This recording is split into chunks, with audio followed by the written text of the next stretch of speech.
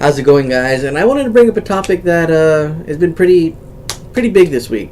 I had a lot of friends ask me my opinions, both online and in person, and that is the ending to Bleach. After 686 chapters, it's finally over. I remember watching the series. I first watched the anime, fan subbed, back in my early college years. It was one. I've always been a huge fan of anime, but things that my friends would always want to watch is Naruto and Bleach, and One Piece. You know, the big three, as they called them. But let me get into the main point, and that's how Bleach ended. That's something that's been heavily discussed, something people have been arguing about ever since the chapter was released on late Wednesday, early Thursday. If you look online right now, people are just going nuts. The ending has resulted in people like breaking their disc, getting mad at Tite Kubo, all these different things, and while I don't agree with them, there's things about the ending that I wasn't happy with, and I'll give you my opinions why. Let me give you a warning: spoilers are coming. So if you haven't read the chapter, you might want to do so because I don't want to spoil it for you. I want you to find out for yourself. All right, so give you 3 seconds. 3, 2, 1. All right, I warned you. That ending, disappointing. In a way, I liked it, and at the same time, I more than just wasn't happy. Let me go into the big main reasons. So I was fine with the pairings. So Ichigo and Orihime ended up together, and I saw that coming some time ago, years back, and that's mostly during the first time skip.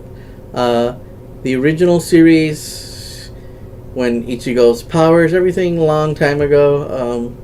There was a time you think Ichigo and Ruki are gonna end up together, but by the after the first time skip, you could see that those two weren't as close. Like, they were close, but they weren't as close as they used to be. Orihime took a bigger step forward as I want to call her a Hinata, where she was kind of more the main focus, where you can see she was heavily devoted to Ichigo. She would fight for him, she would die for him, and Rukia would always fight for her friends and everything, but just didn't have that same impact as it did the first series. So by then I was kind of like, not gonna happen. Being Rukia and Renji together, that one was a little bit of a surprise. I didn't think that was gonna happen. I didn't think that she would hook up with anybody, I guess you could say, in the end, much less have a kid with Renji.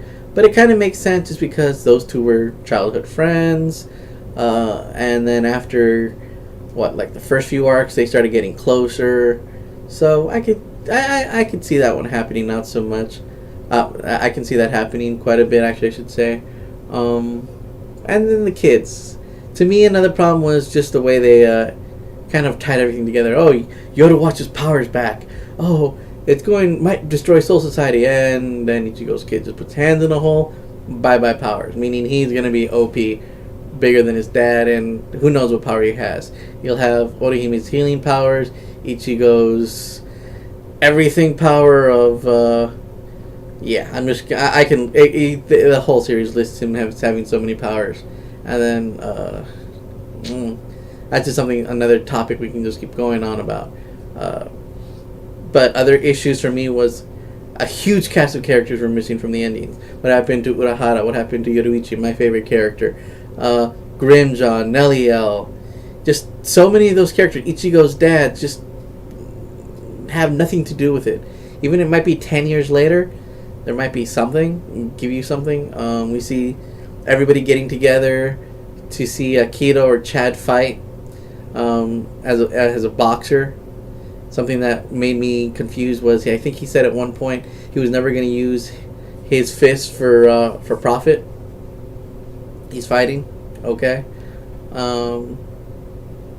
There were so many weird things about that ending that felt rushed.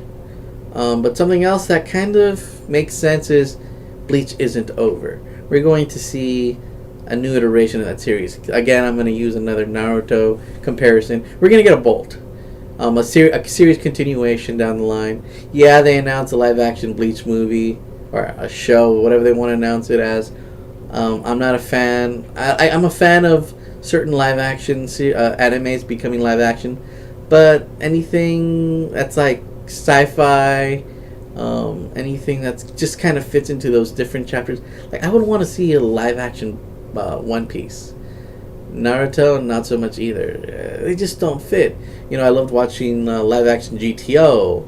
There's certain ones that are like more comical, more funny, that are worth watching as a live action. These tend to be a little harder. Even with Rurouni Kenshin, I was a little bit on the wall. Attack on Titan, I don't think I need to mention anything. But we'll see what happens with Bleach. I want to see more, even if it's a special, like a one-shot manga, maybe a couple more chapters. But like I said, we're probably going to see another continuation.